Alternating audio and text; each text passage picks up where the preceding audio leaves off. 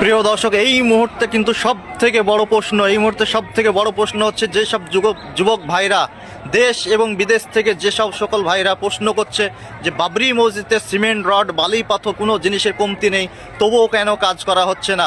এবং কিছু রাজনৈতিক দল নেতারা বলছে যে সেখানে কিন্তু সমস্ত জিনিস কমপ্লিট, মানুষ যে দূর দূরান্ত থেকে যেভাবে দান করছে, কিন্তু তবুও কাজ করা কেন হচ্ছে না।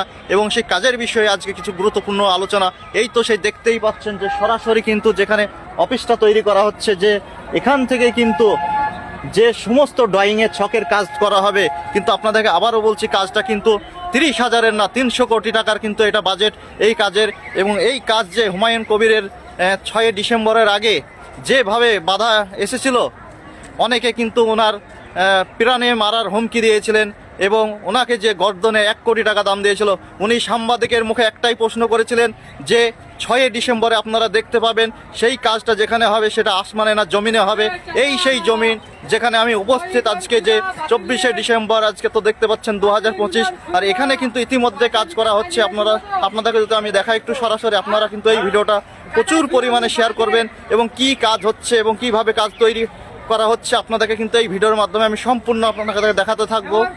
এই তো সেই দেখতেই পাচ্ছেন সরাসরি সেই কাজ ইতিমধ্যে কিন্তু চলছে। এই তো প্রিয় বন্ধুরা, কালকে যে আমি দেখেছিলাম যে পোলটা কিন্তু এই জমিতে যে বসানো হয়েছিল এবং এখানে যে কারেন্টের ইলেকট্রিকের যে তারগুলো কাজ করা হচ্ছে, আপনাদেরকে যদি একটু দেখাই, তো সে দেখতেই পাচ্ছেন কিন্তু কাজের কিন্তু কোনো কমতি নাই।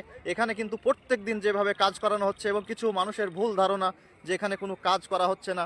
এই তো সেই সরাসরি আমি বাবরি মসজিদের ভিত্তি স্থাপন যেখানে হয়ে গিয়েছে সেই জায়গায় কিন্তু উপস্থিত হয়ে আপনাদেরকে দেখাচ্ছি। এই সেই ক্যাবিন তার যে দেখতেই পাচ্ছেন এবং এই ক্যাবিন তার দেখে যে কাজ করা হচ্ছে।